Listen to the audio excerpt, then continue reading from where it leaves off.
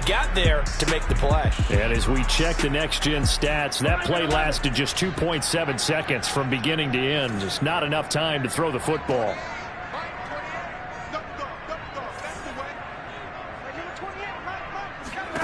On 2nd and 15 now. Burrow. And this is what here? Incomplete, they say. It looked like it was intercepted at the 2 feet down inbounds. On 3rd and long, they'll look to throw. Here's Higgins out on the right side. And he's going to come up well short as they rally up to stop him at about the 16. They pick up 10, but it'll still lead to a 4th down. Nice job understanding the situation. 3rd and long, kept the play in front of them. Gave up a good chunk of yardage, but it does force a 4th down. Now the Bengals will settle for 3 as the field goal unit comes on here.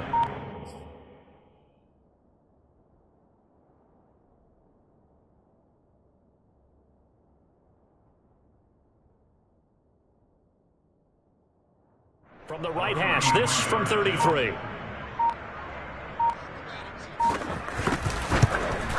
And Gostkowski's kick is good.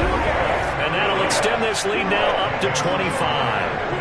So after 4 touchdowns in the game for this offense, this time they're forced into taking the 3. But you did mention 4 touchdowns, right? So 4 out of 5, not too bad. I think that's a pretty good record for them. This fielded right at the goal line. And he won't get this to the 20-yard line as he's down at the 19. The Browns drive about to get started. It was still more than a minute to go in the half. Time to try to mount a drive. And I would think that they would have to. This is today's NFL. You got to push.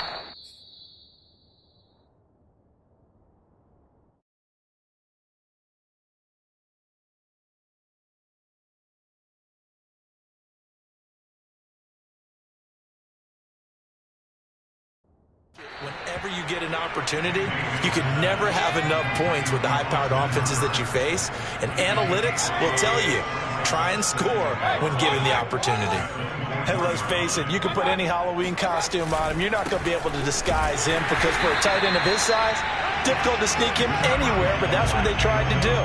Lined up on his right, tried to work his way back to his left, but just a minimal gain as the defense was able to react quickly. He completes it to Best before the 35. Now a timeout taken. Perhaps a chance for one more quick play and then another timeout if they hurry. We'll see. Mayfield leaves it for Hunt on the draw. And nothing much materializing there on the first down run. He'll get a couple, and that's it.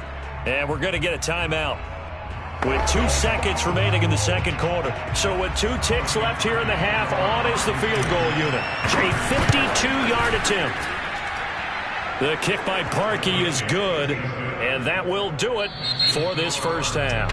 So we reach halftime in what's been a fairly one-sided game so far. As we'll head down to Orlando, that's where we find our man Jonathan Coachman at our EA Sports Halftime Report. Coach. Okay, all right, Brandon, thank you very much. Hi again, everyone.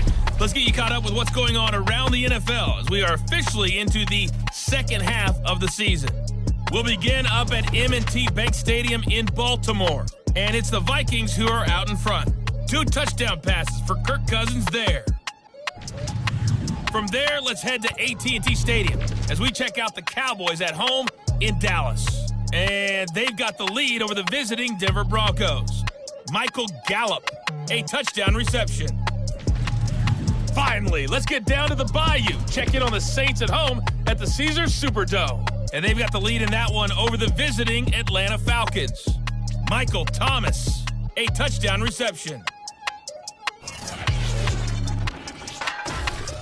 On now to a look at the next-gen stats in that first half for the Browns. And even though they've got work to do on the scoreboard, their running game has been solid. Over 100 yards rushing in that first half. Look at what they were able to do throwing the football. And whatever they've done, it's worked, as they have the lead through 2 quarters of play. These 2 teams making their final adjustments for the second half. And to bring it your way, we go back up to Cincinnati and Brandon Gott.